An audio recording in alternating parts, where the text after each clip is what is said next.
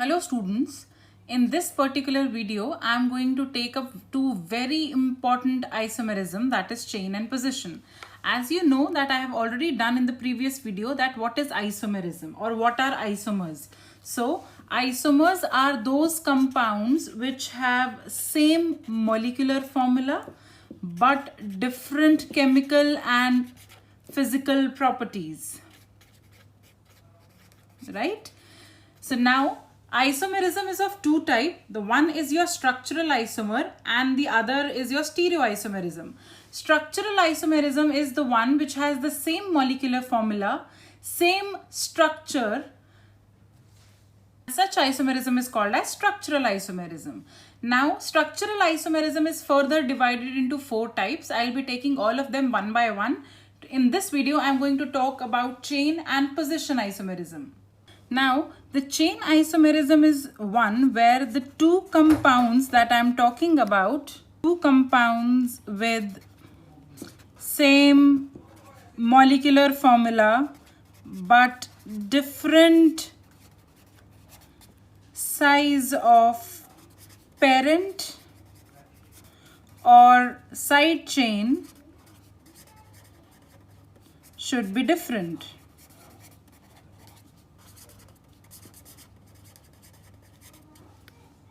Similarly, the position isomerism is one where again there has to be the same molecular formula. The size of the parent chain is also same, rather the size of the parent chain and the side chain is same. But what is different? The position of functional group on double bond, the position of the functional group or double bond or triple bond or the substituent is different.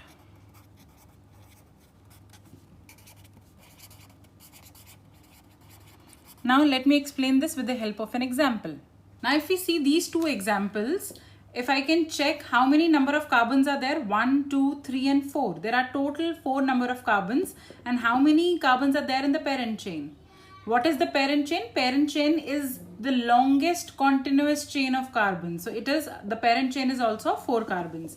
When I talk about this compound, how many total carbons are there? There is 1, 2, 3 and 4. And if I talk about the parent chain, this is my parent chain. Here this was my parent chain. So now what has happened is the molecular formula is same for both of them, right? So what is different? The parent chain is different. So what kind of an isomerism is this? This is chain isomerism, right? Similarly, if I take example of another compound like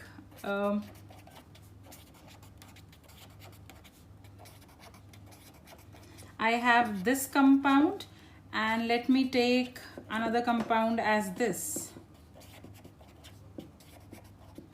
Now let's count the total number of carbon atoms present. The total number of carbon atoms are 1, 2, 3, 4, 5 and 6. Here it is 1, 2, 3, 4, 5 and 6. So the total number of carbons are same. So the molecular formula is going to be same. So what about the parent chain? The parent chain is this straight one. So this is 1, 2, 3, 4, 5.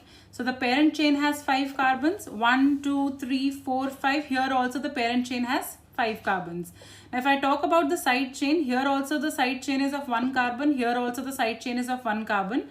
But if I start numbering them, the numbering would be like this. Here my side chain is coming on the second position. And if I talk about this compound, my side chain is on the third position. So what is different here? The molecular formula is same, the size of the parent chain is same, the size of the side chain is same, but the position of my chain or my position of my substituent here is different.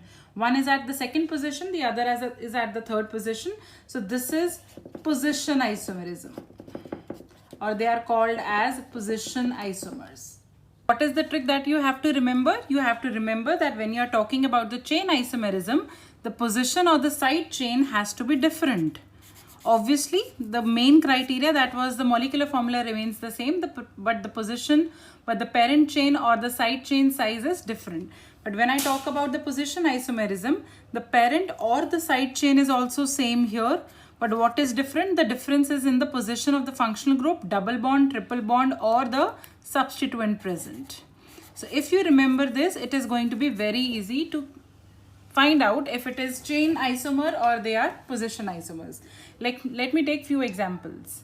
Now let's consider these three examples. In the first one, let's count the total number of carbons. It is 1, 2, 3, 4 and 5. Here also it is 1, 2, 3, 4 and 5. So the molecular formula is same, but if I talk about the parent chain, this has 5 carbons in the parent chain and this has only 4 carbons in the parent chain. So what is different? The parent chain itself is different. So hence this is chain isomer. They both are chain isomers of each other. So now if I talk about this question, it is 1, 2, 3, 4 and 5 in the straight chain, 1, 2, 3, 4, 5 in the straight chain, and that is also your parent chain. So, and also the side chain is same. The only difference is in the position of the side chain. So this is going to be your position isomers. Now if I talk about these two compounds, this is 1, 2 and 3 carbons. It is also 1, 2 and 3 carbons, and there are, in both the cases, there are 2 side chains of 1 carbon each. So what is only difference is that one of the side chain is here and another is here, apart from one being at the same position. So one side chain is at the different position. So this is going to be again position isomerism. Also one trick which will help you calculate the total number of possible number of isomers for alkanes. Please remember the trick that I am telling is only for the alkanes. Now the trick is, it is 2n to the power minus 4 plus 1, where n is the number of carbon atoms. So for example, I have to do it for, let's say, pentane. So in pentane, I know the total number of carbons is 5. So according to the formula, it would be 2 raised to the power 5 minus 4 plus 1. So this comes out to be 2 to the power 1 plus 1, which is 3. So ideally there should be 3 isomers for pentane. So now if I talk about pentane, this is the skeleton of a pentane. Now what I can do is, this is a 5 carbon chain. I can make it of 4 carbons. So this would be 1, 2, 3 and 4. So now I can have the 5th carbon here. Now if I put this same at this position, they both are same. Why? Because if it is here, I will start my counting from here. So this will become 2-methyl butane. And if it is placed at this position, I will start my counting from here, and this would be 2-methyl butane again. So they both are same. Now with 4 carbons I have done. Now I will do it with 3 carbons. Now the only possibility to make it 5 is like this. So if I am talking about pentane, I have 1, 2 and 3 isomers, and that is exactly what my formula also gave me. So now if you use this formula, you can calculate the number of isomers for alkanes and only alkanes. Please do not use this formula for alkenes and alkynes. I hope you liked the video. Please consider subscribing. Thank you.